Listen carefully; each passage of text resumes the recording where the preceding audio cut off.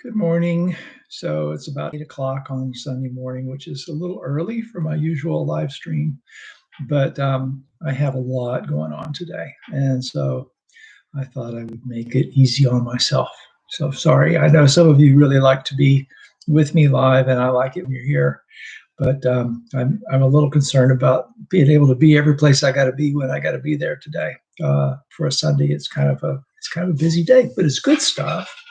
I'll tell you a lot more about it later, but one of the things that I'm doing is attending a retreat, a bearing witness retreat, virtual retreat called Plunge, an intimate plunge into race in America.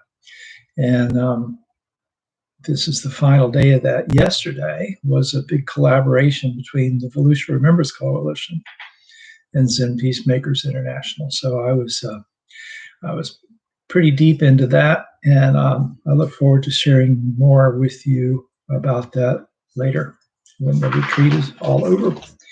Um, but I was thinking, I was there at where the Volusia Remembers Coalition was doing this ceremony that they were doing. Hi, Lola. Lola. And Dee Dee heard me talking, came in to see who I was talking to. And I was thinking about what an amazing bunch of people I was working with. And this reminded me of a discourse the Buddha gave, talking about what it meant to be an amazing person. And it's kind of interesting. We think of being amazing as being rich or beautiful or fabulous in some way, or, having superpowers or something like that. But he talked about this subject and kind of gave us a blueprint for how to be amazing. And so I like this discourse. I revisit it periodically for myself. So the Buddha was staying in a monastery where there were a number of monks, and the monastery was outside of this town called Alavi, and there was a prince there named Hataka.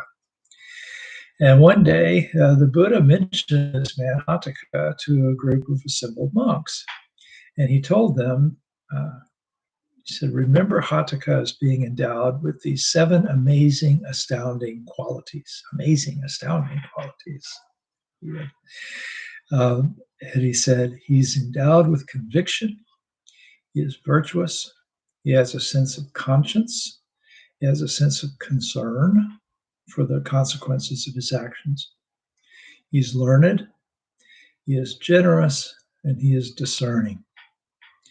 And he said, remember him as being endowed with those 7 amazing, astounding qualities. So at daybreak the next day, this one particular monk put on his robes. He kind of wanted to find out about this prince. And so he picked up his alms bowl and he went into town for alms. And he ended up at Hataka's home. And he was offered the chance to sit for a while and give him food. And Hataka came to see the monk and talk to him. And so he did what was customary at the time. He bowed and then sat to one side of the monk. And, they made some conversation. And the monk said, friend, the Blessed One, the Buddha, has described you as being endowed with 7 amazing, astounding qualities. And then he repeats them. He says, you're got conviction, virtuous, and so on. And so Hataka listened to this, and then he said, I hope, sir, that there were no white-clad householders there. So let me explain this. So a white-clad householder, a householder who's dressed in white, would be a follower of the Buddha who went to the monastery to stay there for a while, or for a special practice time. And so this would not be a casual visitor who just kind of showed up and said hi. This would be somebody who was really kind of there for a period of time, for a period of intense practice. And they still do that today. So Theravada monasteries in Southeast Asia, when you go to visit the monastery, or even at like a Thai temple here, if you go for a retreat or on certain holy days and things like that, and you're going to take extra precepts while you're there, the 8 precepts, then you'll dress in all white. So the monk said, no, friend, there were no white-clad householders there. And Hataka seemed very relieved by that. He said, "It's good. That's good. I'm glad." So the idea is that this person of wealth and privilege, felt kind of a little embarrassed by this and didn't want to seem as if he were anything special to people who were going and really taking extra precepts and putting extra effort into their spiritual practice.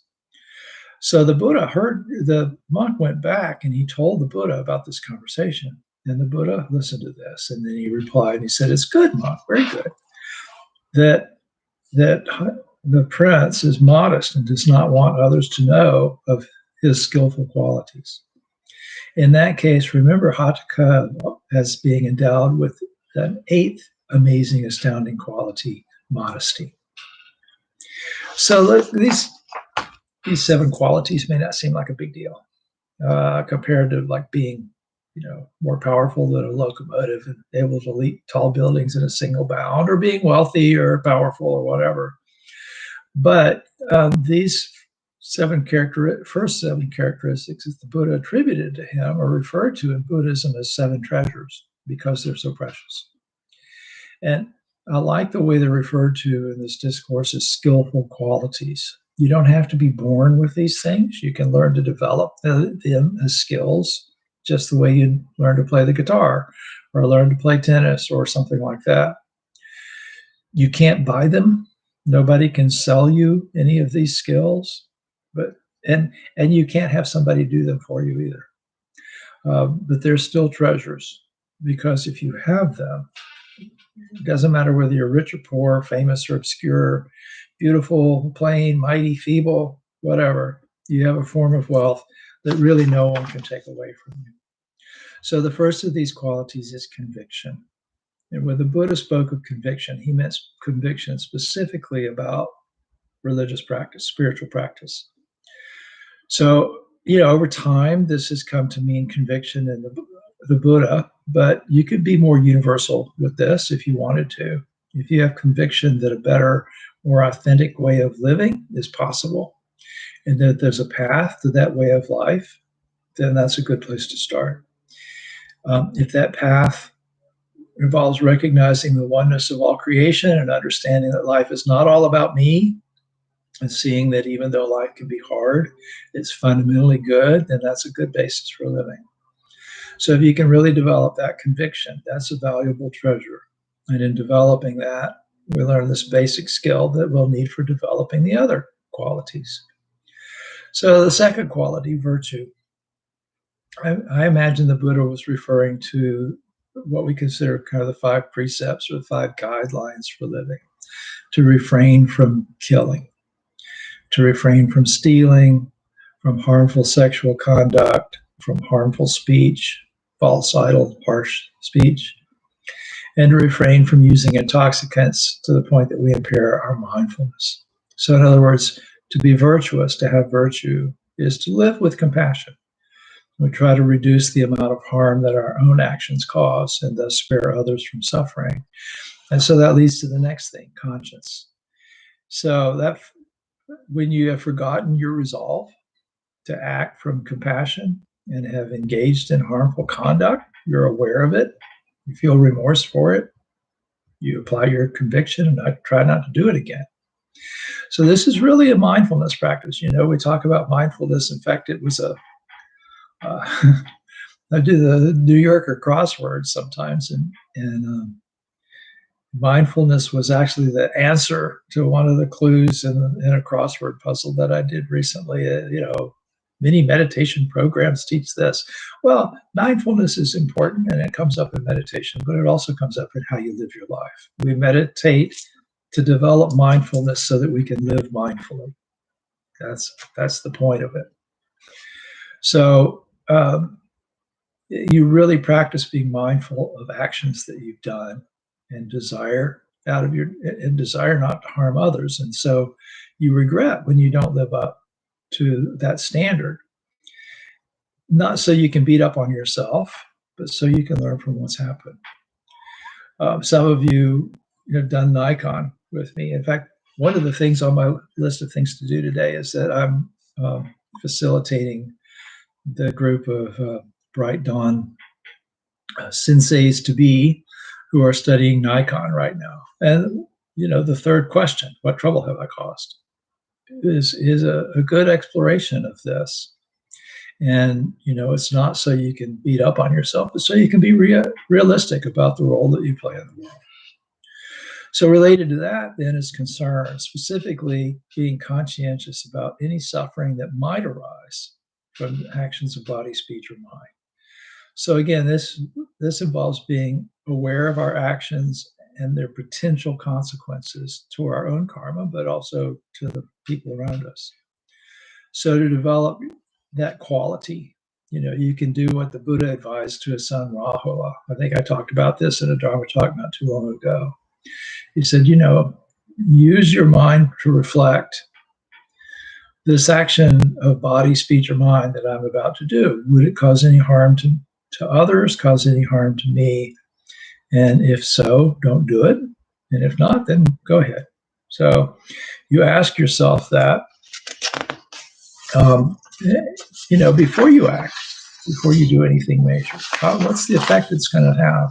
Even before you do things minor. When you do Nikon, you start to think about these little things because, if you're doing daily Nikon, you'll be looking back on the day. What trouble have I caused? And it is a great practice because you'll get in the habit of thinking, I need to take my reusable bags into the grocery store, or, maybe I can drive a little bit less and create a little bit less carbon dioxide, or, any number of ways that you can reduce the amount of harm you put in to the environment. So the Buddha said that Hataka was learned, and the discourse where those qualities are referred to as treasures, this is sometimes referred to as listening. So by saying he was learned, the Buddha said that he listened, he paid attention to what he heard, and then he used the teaching skillfully. So to become learned, you don't just listen to a lecture or read a book. You listen and make sure you understand what is said and its significance to you and the way you live your life. If a teacher is valuable through and through, if it's clear, if we understand its meaning and its significance, then we absorb it and we live it. So that's why when I make bows to the Buddha, I'm thinking as I bow, being one with Buddha. In other words, embodying the idea of Buddhahood and the Dharma and the community, really living those things. It's very difficult to develop any of these skills without the sixth amazing quality, generosity. Hataka, no doubt, supported the monastery, and we see that generosity in his treatment of the monk, where he invited him to come in and sit and get some food and so on. And he also, I don't think I talked about this when I explained the discourse, but he gave the monk a lot of food to take back to the monastery to share with the other monks. So when we practice generosity, we benefit from that emotionally at the time. It feels good to be generous to someone. We make ourselves kinder, more caring people in the process. And we make our community a kinder place. If I'm part of the community, if I'm kind, then the community is a little bit kinder, right? But also it tends to ripple. People witness someone else being kind. They're more likely to be kind. This has been measured by psychologists. And the Buddha once said that if someone really knew the spiritual value of sharing, they would never take a single meal, even if all they had was one mouthful of food, without first sharing. So, generosity just really improves our physical and mental well-being, but obviously it improves the community that we live into, makes the world a happier, more enlightened place when we're kind in it.